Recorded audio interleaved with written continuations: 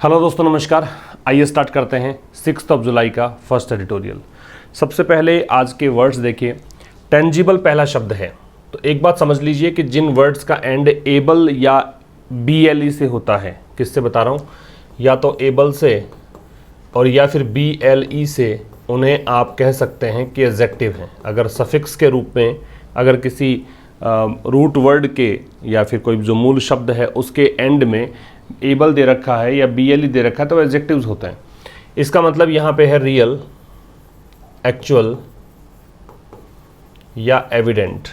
वास्तविक कह सकते हो या स्पष्ट कह सकते हो, ये होता है क्या, टेंजिबल। दूसरा है विज अ वी। विज अ वी क्या बोलेंगे इसको, विज अ वी। ये एक प्रेपोजिशन है। इसका मतलब होता है in relation to something. In relation to something, किसी चीज़ के संबंध में। ठीक है, किसी चीज़ के संबंध में अगर देखें, दो चीज़ों को तुलना करें तो उसके लिए हम यूज़ करते हैं विज अ वी। ट्यूमल्चुअस, जब लास्ट में OUS दे रखा हो तो ये भी क्या होते हैं, एडजेक्टिव्स। इसका मतलब होता है कन्फ्यूज्ड या फिर कह सकते हैं डिसऑर्डरली, अस्त व्यस्त जो स्थिति है, उथल पुथल भरी स्थिति है, उसके लिए यूज़ करते हैं क्या, ट्यूमल्चुअस। ठीक है, अगला शब्द क्या है, हेवन। हेवन नाउन है। इसका मतलब रिफ्यूज़ होता है या फिर शेल्टर होता है, आश्रय स्थल। क्या, जहाँ पर आप शरण ले सकते हो, जहाँ पर अपने आप को प्रोटेक्ट कर सकते हो, वो होता है क्या, हेवन। सोर वर्ब है। इसका मतलब राइज होता है या इंक्रीज होता है, राइज या इंक्रीज, बढ़ना। आउटबाउंड है, वो एक एडजेक्टिव है। इसका मतलब होता है आउटवर्ड। जो चीज़ बाहर जाती है वो आउटबाउंड है, जो चीज़ अंदर आती है वो इनबाउंड है। और इम्पोर्ट जो शब्द है, टाइटल ही आज का एडिटोरियल यहीं से स्टार्ट होता है। ये एक नाउन है, इसका मतलब है सिग्निफिकेंस। एक तो इम्पोर्ट आयात होता ही है, यहाँ पे जो इसका मतलब है इम्पोर्ट का, वो इम्पोर्टेंस से है, सिग्निफिकेंस से है, महत्व से। तो इसका स्क्रीनशॉट आप ले सकते हैं। अब देखिए, टाइटल है a matter of import. Matter का मतलब मामला है, मुद्दा है। किसका मुद्दा है, इम्पोर्ट का, महत्व का। तो एक महत्व की बात बता रहा है कि कौन सी चीज़ की सिग्निफिकेंस है, कौन सी चीज़ इंपॉर्टेंट है, उसकी चर्चा है। वैसे देखेंगे तो ए डिटर्मिनर हुआ, डिटर्मिनर के बाद में ये नाउन हुआ, ये प्रेपोजिशन हो गया, ये प्रेपोजिशन का ऑब्जेक्ट है, ये नाउन हो गया। ठीक है, आगे देखिए। अब India's monthly merchandise trade deficit. Merchandise जो शब्द है, ये उस सामान को बोलते हैं जो कि बिक्री के लिए होता है, जो सेल किया जाता है। वो सामान जो कि सेल किया जाता है उसको बोलते हैं मर्चेंडाइज। ठीक है, तो भारत का मंथली जो मर्चेंडाइज ट्रेड डेफिसिट, डेफिसिट मतलब घाटा, तो व्यापारिक घाटा जो है मर्चेंडाइज का मंथली, उस घाटे ने हिट किया है। सेकेंड फॉर्म है हिट, यहाँ पे इसकी वर्ब है। अ फ्रेश, फ्रेश मतलब new, record of $25.6 billion in June. तो जून में ये घाटा एक नए स्तर पे पहुंच गया, $25.6 बिलियन तक पहुंच गया। एज पर, किसके अकॉर्डिंग, एज पर मतलब इसके अनुसार। प्रिलिमिनरी का मतलब होता है प्राथमिक, एस्टिमेट्स का मतलब पूर्वानुमान। रिलीज्ड किसके द्वारा रिलीज किया गया, कॉमर्स एंड इंडस्ट्री मिनिस्ट्री, इसके द्वारा। कब की बात है, मंडे की। ठीक है, तो कह रहा है कि जो भारत का मंथली मर्चेंडाइज ट्रेड डेफिसिट है, उसने एक रिकॉर्ड स्तर छू लिया है, एक नया स्तर बनाया है। जून में ये घाटा बढ़कर इतना हो गया। ठीक है, किसके अकॉर्डिंग है, कॉमर्स और इंडस्ट्री मिनिस्ट्री ने मंडे को कुछ यहाँ पे प्राथमिक पूर्वानुमान दिए हैं, उसके अकॉर्डिंग ये कहा जा सकता है। जब आप पर्टिकुलरली किसी डे की बात करते हैं तो ऑन लगेगा। ट्रेड डेफिसिट की वर्ब जो है वो हिट है। आगे देखिए, this is the third occasion. ये तीसरी बार ऐसा हुआ है जिसकी वर्ब इज है। ठीक है, इन 7 मंथ्स, 7 महीनों में।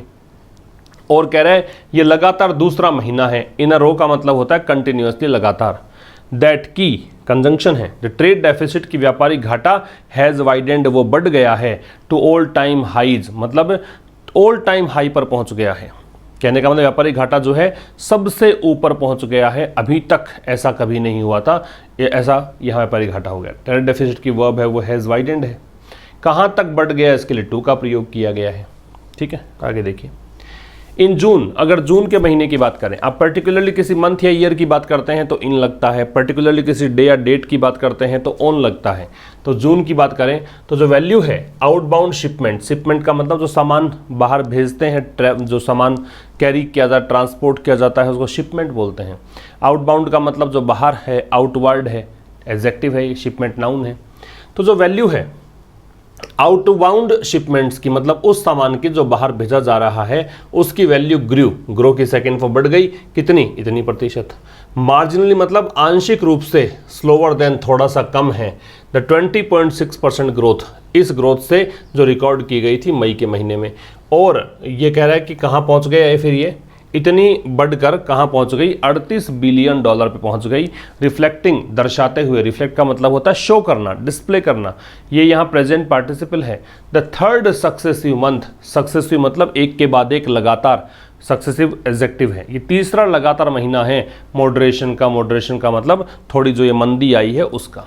एक बार फिर समझिए, तो जून के महीने में जो वैल्यू है आउटबाउंड शिपमेंट्स की, किसकी वैल्यू बता रहा है, उन शिपमेंट्स की जो कि बाहर भेजे जा रहा है सामान, वो वैल्यू बढ़ी, इतनी बढ़ गई। ये आंशिक रूप से कम है, कितनी, 20.6% पहले ग्रोथ थी मई में, अब जून में इतनी है तो कम तो हुई है। और ये बढ़कर कहाँ पहुँच गई है, तो अगर पैसों में बात करें तो $38 बिलियन के लगभग पहुँच गई है। ठीक है, तो ये दिखाते हुए कि ये लगातार तीसरा महीना है मॉडरेशन का। कहने का मतलब धीरे गति जो हो रही है, गति धीमी पड़ रही है। वैसे मॉडरेशन संतुलित होने को बोलते हैं, मॉडरेट का होने का प्रोसेस है मॉडरेशन। अब यहाँ पे समझने वाली बात, द वैल्यू की वर्ब ग्रू है, आउटबाउंड एडजेक्टिव है, शिपमेंट्स नाउन है, स्लोअर डिग्री कंपैरेटिव है तो यहाँ पे देन का प्रयोग है, ये एडजेक्टिव है तो ये एडवर्ब है इससे पहले मॉडिफाई करने के लिए। और जब बीच में आईएनजी फॉर्म लगता है और कंटिन्यूअस एक्शन दर्शाता है तो उसे प्रेजेंट पार्टिसिपल कहा जाता है। तो रिफ्लेक्टिंग यहाँ प्रेजेंट पार्टिसिपल है। आगे देखिए, वरिंगली, ये चिंताजनक बात है। एक होता है ना डिस्ट्रेसिंगली, वैसा ही वरिंगली है। तो चिंताजनक बात है कि 4 of India's top 10 export items, Bharat जो सबसे ज़्यादा एक्सपोर्ट होने वाले आइटम्स हैं, उन टॉप 10 में से 4 आइटम जिनका नाम दे रखा है इंजीनियरिंग गुड्स, मतलब मशीन वगैरह मान लीजिए, है ना, मेटल वगैरह मान लीजिए, कॉटन यार्न, ऊन मान लीजिए जो स्वेटर बुनने के लिए, या फिर आप कह सकते हो एक सूती धागा कह सकते हो वो, ड्रग्स एंड फार्मा, ये दवाइयाँ, एंड प्लास्टिक प्रोडक्ट्स। तो 4 प्रोडक्ट्स जो हैं भारत के सबसे ज़्यादा निर्यात होने वाले जो 10 प्रोडक्ट्स हैं उनमें से 4 प्रोडक्ट जो हैं कॉन्ट्रैक्टेड, ये 4 कॉन्ट्रैक्ट हुए। कॉन्ट्रैक्ट हुए मतलब रिड्यूस हुए, संकुचित हुए। ठीक है, फ्रॉम अ ईयर एगो, एक साल पहले से, है ना, ईयर से जो पहले है ए लगेगा। इसका जो प्रोनाउंसिएशन है वो ये वाला है, ईयर, ये कॉन्सोनेंट साउंड है इसलिए ए का प्रयोग है। आगे देखिए, पेट्रोलियम एक्सपोर्ट्स, अब थोड़े से बस आंकड़े हैं इस आर्टिकल में, हालांकि वर्ड्स भी आपको आगे आगे मिलेंगे नए। तो पेट्रोलियम एक्सपोर्ट्स जो हैं, पेट्रोल के पदार्थों का जो निर्यात है वो बढ़ गया, वो प्रोडक्ट एक्सपोर्ट्स की वो वर है वो अप हो गया 98% का, कब से, जून 2021 से।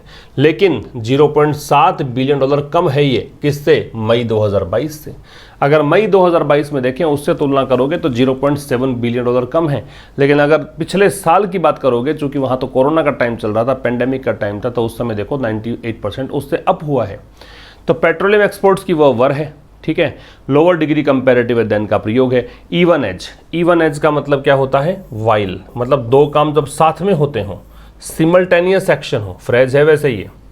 क्या है ये, फ्रेज, क्योंकि 2 वर्ड्स हैं तो ग्रुप ऑफ वर्ड्स को हम क्या बोलते हैं, फ्रेज बोलते हैं। 2 काम जब साथ में होते हो उसके लिए इवन एज का प्रयोग करते हैं। तो कह रहा है even as export growth slid, slid क्या है, खिसकना, फिसलना, स्लाइड की second form third form slid होती है, स्लाइड, स्लिड, स्लिड, फिसलना या गिरना। तो कह रहा है कि even as exports growth slid, तो जो निर्यात में वृद्धि है वो फिसली, वो गिरी। इंपोर्ट सर्ज्ड, तो साथ साथ में एक काम और हुआ, आयात जो है बढ़ गया, सर्ज का मतलब इंक्रीज होना। कितना बढ़ गया, बाई ओवर 51%, 51% से ज़्यादा बढ़ गया। और कहाँ पहुँच गया, $63.6 बिलियन पहुँच गया जून में। जबकि मई में कितना था, अगर देखें तो क्रॉस करते हुए, पार करते हुए $60 बिलियन का जो मार्क है उसको पार किया। चौथे महीने इन अ रो, लगातार चौथे महीने इसने $60 बिलियन से ज़्यादा का आयात हो रहा है। जिस देश में आयात ज़्यादा है, निर्यात कम है, इसका मतलब व्यापारिक घाटा है। ठीक है, तो व्यापारिक घाटा इसी के लिए कहा गया था। पेट्रोलियम प्रोडक्ट एक्सपोर्ट्स की वर्ब है वर। आगे देखेंगे एक्सपोर्ट्स ग्रोथ है, उसकी वर्ब स्लिड है, सेकंड फॉर्म है। इंपोर्ट्स की वर्ब है वो सर्ज्ड, ये सेकंड फॉर्म है। बाकी इसमें कुछ खास नहीं है। ओवर का मतलब मोर देन है, से अधिक है। कोल इंपोर्ट्स, कोयले का आयात अप, ये बढ़ा लगभग 242% ईयर ऑन ईयर मतलब साल दर साल। कल के सेशन में भी हमने डिस्कस किया था कि जब दो एक जैसी नाउंस हो, जैसे यहाँ ईयर है, यहाँ भी ईयर है, बीच में प्रेपोजिशन है, तो दोनों नाउंस कैसी आएंगी, सिंगुलर। अगर एक जैसी दो नाउंस बीच में प्रेपोजिशन लेकर आए, दोनों नाउंस सिंगुलर होंगी। तो कोल इंपोर्ट है वो लगभग 242% तक बढ़ गया साल दर साल का हिसाब देखें तो। और पेट्रोलियम इनफ्लोज, और पेट्रोल का इनफ्लो का मतलब जो अंदर आ रहा है, मतलब आयात जो कर रहे हो, तो पेट्रोल का जो आयात है वो 4.2% बढ़ गया। और ड्रॉव मतलब ये जो दोनों चीज़ें हैं, कोल इंपोर्ट्स और पेट्रोलियम इनफ्लोज, ये drove nearly 3/4 of this surge. तो कह रहा है कि इसने जितना ये बढ़ोतरी हो रही है ना आयात में, उसका 3/4 का कारण यही है। ड्रॉव ड्राइव की सेकंड फॉर्म है। पुश करने से मतलब है, आगे बढ़ाने से मतलब है, धकेलने से मतलब है। ठीक है, ये पुश करने से मतलब है। 3/4 से याद रखिए भिन्न संख्याएं हैं, फ्रैक्शन नंबर्स हैं। अगर आप इनमें जो यहाँ वाली जो डिजिट है वो अगर प्लूरल लिखेंगे, 1 से ज़्यादा लिखेंगे, सॉरी यहाँ वाला डिजिट अगर 1 से ज़्यादा लिखेंगे तो ये वाला प्लूरल होगा। जैसे अगर यहाँ 1 होता तो ये 1/4 होता, लेकिन हमने लिखा 3 तो ये 1 से ज़्यादा है इसलिए 4 लिखना पड़ा। अगर 2 लिखेंगे तो 3 लिखना पड़ेगा। अगर यही बात 1 के साथ लिखोगे तो 1/3 लिखना पड़ेगा। ये बात आप ध्यान रखिएगा। And all the gold imports, अब कह रहे यद्यपि गोल्ड का जो आयात है, सोने का जो आयात है, विच हैड सोर्ड जो कि बढ़ गया था, विच यहाँ पे गोल्ड इंपोर्ट्स के लिए है, हैड सोर्ड इसकी वर्ब है, नियरली लगभग 8-fold मतलब 8 गुना। ठीक है, इनमें मई के महीने में और कहाँ पहुँच गया था, 107 टन को टच कर दिया इसने। मॉडरेटेड, अब ये जो है मॉडरेट हुआ मतलब कम हो गया, फ्रॉम ओवर $6 बिलियन। अब कह रहा है कहाँ से कम हुआ, पहले हुआ करता था $6 बिलियन, तो यहाँ से हुई शुरुआत और गिरते गिरते कहाँ पहुँच गया, $2.6 बिलियन पर जून के महीने में। दे आ रहा है इंपोर्ट्स के लिए, चूँकि ऑल्दो दे रखा है। तो जब भी आप सेंटेंस में ऑल्दो या दो का प्रयोग करते हैं तो सबसे पहले तो ये समझिए कि दोनों ही कंजंक्शन है। दूसरा, ये कंजंक्शन कैसे हैं, इनका प्रकार है वो एडवर्सेटिव कंजंक्शन है, मतलब विरोधाभासी कंजंक्शन है। दो अलग अलग वाक्यों को जोड़ने का काम करते हैं। कंजंक्शन क्या लगाओगे इनके साथ में, इनके साथ में आप यट लगाओगे या फिर कॉमा लगाओगे, ये दो चीज़ें। तो यहाँ पे हमने कॉमा लगाया हुआ है। ठीक है, दे वर स्टिल 169% हायर, फिर भी अगर देखें तो एक साल पहले की अगर बात करें तो उससे 169% ज़्यादा है। और सिग्निफिकेंटली मतलब बहुत ज़्यादा है अगर बात करें ओवर अप्रैल्स इंपोर्ट्स ऑफ $1.7 बिलियन। अगर आप अप्रैल के आयात की बात करें $1.7 बिलियन था तो उससे भी कहीं ज़्यादा है। सिग्निफिकेंटली का मतलब काफ़ी ज़्यादा। गोल्ड इंपोर्ट्स की वर्ब है वो देखो विच रिलेटिव प्रोनाउन गोल्ड इंपोर्ट्स के लिए आया, हैड सोल्ड उसकी वर्ब है, नियरली लगभग एडवर्ब है, 8-fold 8 गुना के लिए यूज़ किया गया है। गोल्ड इंपोर्ट्स की वर्ब मॉडरेटेड है। इसके बाद में दे आ गया, दे की वर्ब वर है। स्टिल का मतलब क्या होता है, देखो यट है, इसका मतलब होता है अनटिल नाउ, अब तक। स्टिल है, इसका मतलब होता है इवन नाउ, अभी भी। ये पॉजिटिव टोन का है, मतलब जब सेंटेंस पॉजिटिव होगा, असर्टिव होगा तब यूज़ करते हैं। और ये नॉन असर्टिव के लिए लगता है जब नेगेटिव हो या इंटेरोगेटिव हो, उस कंडीशन में लगेगा। तो ये नेगेटिव है, नॉन असर्टिव है, ये असर्टिव है। आगे देखिए, the trade deficit of Q1 मतलब क्वार्टर वन का मतलब जैसे 1 अप्रैल से स्टार्ट होता है वित्त वर्ष, तो 1 अप्रैल से अप्रैल, मई और जून ये पहला क्वार्टर हो गया। ठीक है, तो ट्रेड डेफिसिट जो है Q1 के लिए एड अप टू का मतलब है come to this point. Add up to इसका मतलब होता है कम टू द पॉइंट, एक पॉइंट निश्चित कर दिया वहां तक पहुंचना। या फिर इसका मतलब क्या है, इक्वल टू। तो कह रहे ट्रेड डेफिसिट जो है Q1 के लिए वो बराबर हो गया, कहां पहुंच गया, इस स्तर पर पहुंच गया। Over 2 times higher than a year ago, 1 साल पहले से अगर देखें तो 2 गुना से ज़्यादा बढ़ गया है। 2 times मतलब 2 गुना से ज़्यादा बढ़ गया है। हायर डिग्री कंपैरेटिव है तो देन का प्रयोग है। अब देखिए आज के क्वेश्चंस में विशस है, मनूवर है, नॉट विद स्टैंडिंग है और टंबल है। इन वर्ड्स का आंसर आपको देना है। लाइक ज़रूर करके जाइएगा सेशन को और मैक्सिमम शेयर करें अपने सोशल मीडिया प्लेटफॉर्म्स पर अपने दोस्तों के साथ, ताकि उनको पता लगे कि हाँ इस प्रकार के सेशन से, न्यूज़पेपर पढ़ने से कैसे सुधार आ सकता है इंग्लिश में। इसका PDF आपको मिल चुका होगा टेलीग्राम चैनल पर, लिंक डिस्क्रिप्शन में है चैनल का, या सीधा आशीष क्लासेस के नाम से सर्च करेंगे मिल जाएगा। वहाँ पे आपको इसका PDF सुबह जल्दी मिल जाता है और वोकैब के साथ। दूसरा, आपको वहाँ पे क्विज़ेज़ मिलते हैं काफ़ी सारे। तीसरी बात, हर वीडियो का नोटिफिकेशन जो अपलोड होता है चैनल पर नोटिफिकेशन मिल जाएगा और सब सूचनाएं वहाँ पर आपको प्राप्त होती रहती है, तो वहाँ पर जुड़ें। साथ ही आपको जुड़ जाना है आशीष क्लासेस एप्लीकेशन से। उस एप्लीकेशन को डाउनलोड करें, लिंक डिस्क्रिप्शन में है।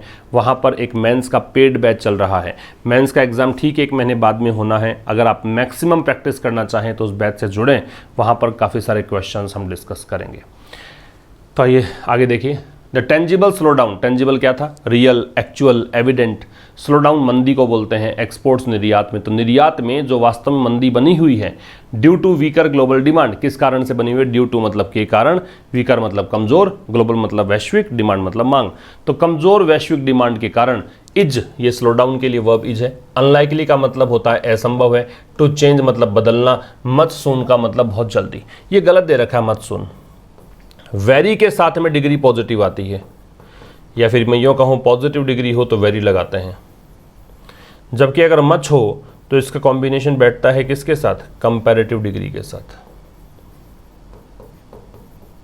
तो यहाँ पे सूनर होना चाहिए था, सून के स्थान पे भी मच दे रखा है। ठीक है, तो टेंजिबल स्लो डाउन जो है एक्सपोर्ट्स में, मतलब निर्यात में साफ दिख रहा है, बहुत ही स्पष्ट है कि स्लो डाउन की स्थिति है, मंदी की स्थिति है। किस कारण से ऐसा है? कमज़ोर वैश्विक डिमांड के कारण ऐसा है। तो इस स्लो डाउन के अभी जल्दी कोई बदलने की संभावना भी नहीं है। ये जो सिनारियो बना हुआ है, ये जो स्थिति बनी हुई है, ये जल्दी से चेंज भी नहीं होने वाली। विद रिसेशंस और sharp growth slowdowns expected in several developed markets. कारण क्या है? कारण है रिसेशन मतलब आर्थिक मंदी, है ना, और कह रहा है कि और शार्प ग्रोथ स्लोडाउन्स, या फिर बहुत शार्प मतलब काफ़ी ज़्यादा, ग्रोथ मतलब वृद्धि, स्लोडाउन का मतलब मंदी। तो ग्रोथ में बहुत ज़्यादा मंदी आने की संभावना है, एक्सपेक्टेड है। किस में? सेवरल डेवलप्ड मार्केट्स, अनेकों विकसित अर्थव्यवस्थाओं में। सेवरल के साथ में नाउन है, प्लूरल लगता है, तो देखिए मार्केट्स है, और सेवरल एक डिटर्मिनर है, ये ध्यान रखना है। आगे देखिए, domestic demand for imports for oil, fertilizers, coal and even gold. तो कह रहा है कि डोमेस्टिक डिमांड जो है, घरेलू मांग जो है, किसके लिए? ऑयल के इंपोर्ट की, फर्टिलाइजर उर्वरक को बोलते हैं, कोल कोयला, इवन मतलब भी गोल्ड, यहाँ तक गोल्ड भी। तो इनकी जो डोमेस्टिक डिमांड है, अब यहाँ पे समझिए, इस गोल्ड के लिए इसने कह दिया ए सेफ हेवन, की जो गोल्ड है वो तो एक सुरक्षित, एक आश्रय स्थल है। यहाँ पर एक निवेशक जो है वो अपने आप को सहज महसूस करता है, सुरक्षित महसूस करता है। तो इन्वेस्टर्स के लिए एक शेल्टर का काम करता है। अमिड मतलब इस बीच, ट्यूमल्चुअस का मतलब डिसऑर्डरली बताया था, अस्त व्यस्त फाइनेंशियल मार्केट्स में, वित्तीय बाजारों में। ठीक है, तो ये जो डिमांड है इज, ये इसकी वर्ब है। लार्जली इन इलास्टिक, इलास्टिक क्या होता है? लचीले को बोलते हैं, चेंज होने वाले को। तो ये मतलब एक स्थिर बनी हुई है, चेंज नहीं हो रही है। And elevated global prices, elevated मतलब रेज्ड, मतलब बढ़ी हुई, और जो बढ़े हुए वैश्विक कीमतें हैं, फॉर दीज, इन सब चीज़ों के लिए, विल कंटिन्यू टू एस्केलेट, वो बढ़ना जारी रहेगी। एस्केलेट का मतलब क्या है? बढ़ना, वही इंक्रीज करना। ठीक है, द इम्पोर्ट बिल, जो इम्पोर्ट में पैसा लग रहा है ये बढ़ेगा और पैसा लगाना पड़ेगा। थ्रू दिस ईयर मतलब इस पूरे साल, थ्रू का मतलब कंप्लीट के लिए है, पूरे के लिए है, थ्रू प्रीपोजिशन है। तो domestic demand verb is, in elastic adjective, largely adverb. तो डोमेस्टिक डिमांड जो है, किन किन की वो बातें कर ली हमने यहाँ तक, ये 4 आइटम्स बताए हैं, ऑयल, फर्टिलाइजर, कोल और यहाँ तक कि गोल्ड। गोल्ड के बारे में बताया कि एक सुरक्षित, एक आश्रय स्थल, एक सुरक्षित चीज़ है जिसमें निवेशक निवेश करना चाहते हैं। किस बीच? ट्यूमल्चुअस फाइनेंशियल मार्केट्स के बीच, जब मार्केट में इतनी उथल पुथल है, डिसऑर्डरली है, कन्फ्यूजिंग मार्केट है ना, ऐसे स्थिति में, इस स्थिति के बीच, मैंने कल एक सेशन में डिस्कस किया था कि अमिड जो है वो एक ऐसा प्रेपोजिशन है जो कि काउंटेबल और अनकाउंटेबल दोनों प्रकार की नाउन से पहले लग सकता है, जबकि अमंग जो होता है वो केवल काउंटेबल नाउन से पहले लगता है। ध्यान रखेंगे, दोनों का ही प्रयोग अगर काउंटेबल नाउन के पहले हो तो 2 से अधिक के लिए ही होता है, 2 के लिए बिटवीन का प्रयोग करते हैं, ठीक है। और एलिवेटेड ग्लोबल प्राइसेस, तो यहाँ तक तो हो गया। और जो बढ़ी हुई ग्लोबल प्राइसेस हैं इन सब चीज़ों के लिए, किन किन के लिए, ऑयल, फर्टिलाइजर, कोल और गोल्ड के लिए ये कंटिन्यू रहेगी बढ़ना। क्या बढ़ाना इंपोर्ट बिल को, जो इंपोर्ट में पैसा लग रहा है वो पैसा और बढ़ेगा, जो कीमतें बढ़ेगी इनकी, इस पूरे साल ऐसा ही रहने वाला है। द वीकनिंग रूपी, कमजोर होता हुआ रुपया, रूपी यहाँ पे नाउन, वीकनिंग यहाँ पे एडजेक्टिव और वीकनिंग प्रेजेंट पार्टिसिपल है। तो जो कमजोर होता हुआ रुपया है, विच यहाँ रुपये के लिए आ रहा है, ये वो रुपया जो टंबल हो रहा है, टंबल का मतलब लुढ़कना, फॉल होना या प्लमेट होना, गिरना, ठीक है। और फर्दर है, इसका मतलब आगे होता है। फर्दर और फार्दर दोनों में फ़र्क पता होना चाहिए आपको। फर्दर और फार्दर, फर्दर का मतलब होता है आगे और फार्दर का मतलब होता है दूर, ये दोनों में डिफरेंस है। वैसे दोनों ही डिग्री कंपैरेटिव है फार की। तो कह रहा है कि जो कमज़ोर होता हुआ रुपया है वो टम्बल्ड, गिरा, फर्दर आगे टू 79.37, कहाँ तक पहुँचा, टू लगता है डेस्टिनेशन से पहले, यहाँ तक पहुँच गया, इतना हो गया रुपया। किसके संबंध में, विज़ वी का मतलब क्या है, पहले तो इसका प्रोनाउंसिएशन समझिए, विज़ नहीं है, विज़ वी है, और ये प्रेपोजिशन है किसके तुलना में, यूएस डॉलर की तुलना में। ट्यूसडे की बात है, मंगलवार की बात है, पर्टिकुलरली किसी डे की बात कर रहे हैं, इसलिए ऑन है ट्यूसडे से पहले। कह रहा है कि ये जो रुपया है ये विल रेज, ये बढ़ाएगा इंपोर्ट कॉस्ट को। रेज यहाँ ट्रांजिटिव वर्ब है, रेज ट्रांजिटिव वर्ब ही होती है, इसका ऑब्जेक्ट लगता है, तो रेज का ऑब्जेक्ट है वो इंपोर्ट कॉस्ट है ना। तो बढ़ाएगा, फर्दर मतलब आगे होता ही है, तो ये आगे चलकर इंपोर्ट की जो कॉस्ट है उसको बढ़ाएगा। एनालिस्ट एक्सपेक्ट, अब कह रहा है कि जो विश्लेषक हैं वो उनका एक एक्सपेक्टेशन है, वो सोच रहे हैं ऐसा, the rupee to scale the 82 to a dollar mark. Scale मतलब बढ़ना। रुपए जो है अभी तो 79.37 है, लेकिन विश्लेषक ये कह रहे हैं कि साहब ये पहुंच सकता है 82 पर भी, ठीक है, प्रति डॉलर। ए का मतलब यहाँ पे क्या है, पर, तो ए और एन का प्रयोग पर के अर्थ में कर सकते हैं आप। तो $1 का मूल्य इतना हो सकता है बाय द अक्टूबर, कब तक, अक्टूबर तक। बाई यहाँ पे टिल का मीनिंग दे रहा है, टू दिसंबर, दिसंबर क्वार्टर तक, मतलब अक्टूबर से दिसंबर वाला जो क्वार्टर आता है उसमें ऐसा हो सकता है। बिफोर रिकवरिंग, किससे पहले, रिकवर होने से पहले। And the current account deficit, और जो करंट अकाउंट डेफिसिट है ना, टू मोर देन डबल। अब करंट अकाउंट डेफिसिट जो है वो कितना हो जाएगा, मोर देन डबल, दुगुने से ज़्यादा हो जाएगा। टू अराउंड मतलब अप्रोक्सीमेटली, नियरली, लगभग कितना हो जाएगा, 3%, किसका, जीडीपी का। कब, इस साल। कब, 2021-22 में ये कितना था, 1.2%, अब कितना हो जाएगा, 3%। समझ गए।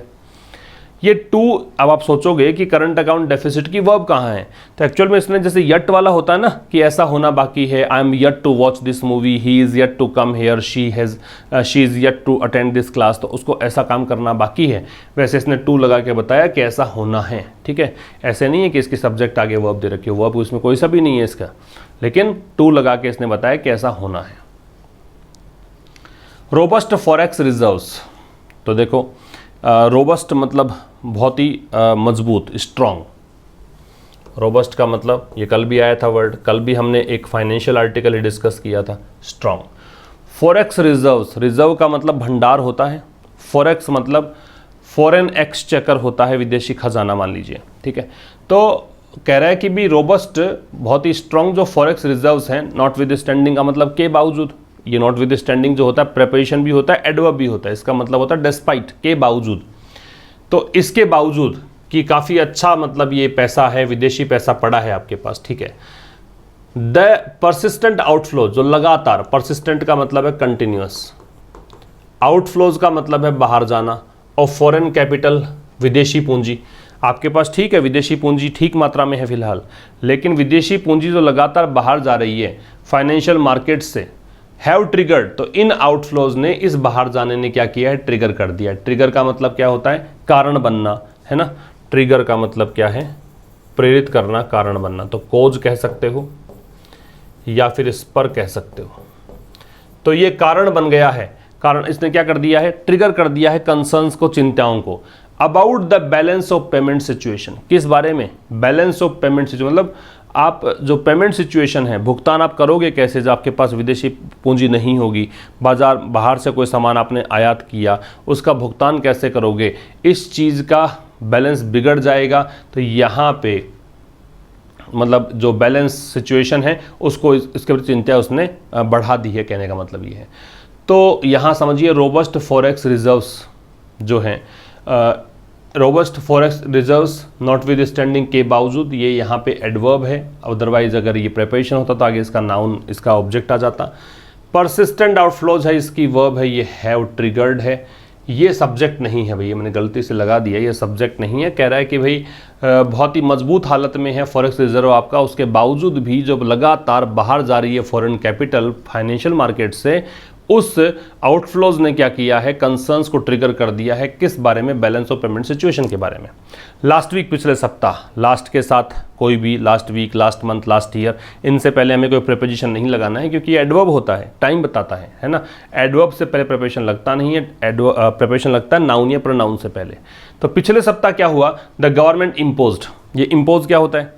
कोई भी टैक्स थोपते हो आप, है ना, या रेस्ट्रिक्शन लगाते हो, बैन लगाते हो, तो उसके लिए हम लगाते हैं इम्पोज।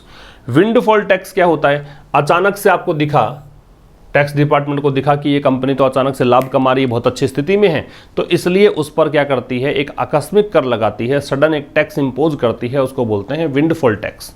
ठीक है, तो कह रहे हैं गवर्नमेंट ने पिछले सप्ताह अचानक से टैक्स लगा दिया, किस पर? क्रूड ऑयल के प्रोडक्शन पर, कच्चे तेल के उत्पादन पर। That could help bridge concerns. अब ये जो टैक्स लगाया है उससे पैसा आएगा गवर्नमेंट के पास, तो ऐसा हो सकता है कि इससे चिंताएं कम हो जाएं अबाउट द फिस्कल डेफिसिट, वित्तीय घाटा जो चल रहा है उस बारे में थोड़ी सी चिंताएं कम होने का काम करेगा ये। हेल्प के साथ सीधा V0 लगता है। हेल्प के साथ दो सिचुएशंस हैं, या तो सीधा V0 लगाएं या 2+ V0 लगाएं, एक बात। दूसरा, ब्रिज जो शब्द है इसका मतलब होता है क्या? कम करना। ब्रिज का मतलब क्या होता है? कम करना। वैसे ब्रिज पुल होता है, पुल क्या करता है? दूरियां कम करता है। ठीक है, तो ऐसे ही रिड्यूस करना, यहाँ पे जो मीनिंग होगा एग्जैक्ट वो ये होगा। तो ये चिंताएं कम करने में हेल्प कर सकता है, किस बारे में? फिस्कल डेफिसिट के बारे में। It also place restrictions. अब इट यहाँ पे गवर्नमेंट के लिए है, गवर्नमेंट ने ऑल्सो का प्रयोग मैन वर्ब से पहले करते हैं, भाई याद रखना। ऑल्सो एक एडवर्ब होता है, इसका प्रयोग मैन वर्ब से पहले होगा। ठीक है, साथ ही में ये भी ध्यान रखें कि इसने रेस्ट्रिक्शन लगाए हैं पेट्रोलियम प्रोडक्ट्स पर, पेट्रोल के उत्पादों पर इसने प्रतिबंध लगा दिए, है ना। मतलब किस पर? एक्सपोर्ट्स पर, कि पेट्रोलियम पदार्थों का एक्सपोर्ट नहीं करना है। एंड एक्नॉलेज्ड, और स्वीकार किया, एक्नॉलेज मतलब एडमिट करना, कन्फेस करना, और ये स्वीकार किया that gold imports were hurting the current account, कि जो वर्तमान में जो करंट अकाउंट है, चालू खाता जो मतलब गवर्नमेंट का जो करंट अकाउंट है, उसको प्रभावित कौन कर रहा है नेगेटिव तरीके से? गोल्ड का आयात, जो हम सोने का आयात कर रहे हैं उसके कारण ये प्रभावित हो रहा है। बाय रेजिंग कस्टम ड्यूटीज, और कैसे किया ये रेज करके, क्या करके? कस्टम ड्यूटी, आयात शुल्क लगाकर, सीमा शुल्क लगाकर, टू 15% फ्रॉम 10.75%। पहले इतना था, अब बढ़ाकर कर दिया इतना। फिर समझिए, इसने रेस्ट्रिक्शन लगा दिए पेट्रोलियम प्रोडक्ट्स पर, एक्सपोर्ट पर, और ये स्वीकार किया कि गोल्ड इंपोर्ट्स जो हैं वो हर्ट कर रहे हैं करंट अकाउंट को। कैसे? कस्टम्स ड्यूटीज को रेज करके 15% करके, पहले कितना था? 10.75% था। दिस में and up hurting petroleum exports further. And up का मतलब है फिर इसका एंड ऐसे हो सकता है ना, ये लास्ट में ऐसे डेवलप होगी चीज़, उसको बोलते हैं एंड अप। तो इसका फिर ये लास्ट में ये हो सकता है कि पेट्रोलियम एक्सपोर्ट को ये हर्ट करेगा, इससे पेट्रोल का एक्सपोर्ट करना थोड़ा सा नेगेटिव में प्रभावित होगा। हर्ट करने का मतलब आहत करना, यहाँ पे इसको मतलब मानिए कि नेगेटिव तरीके से अफेक्ट होना। ठीक है, फर्दर आगे, वाइल इंपोर्ट ड्यूटीज, जबकि जो आयात शुल्क हैं, मे नॉट डेंट, हो सकता है कि वो डेंट ना करे। डेंट का मतलब होता है वीकन या इरोड, कमजोर करना। तो हो सकता है कि कमजोर ना करे किस चीज को? India's unparalleled apatite.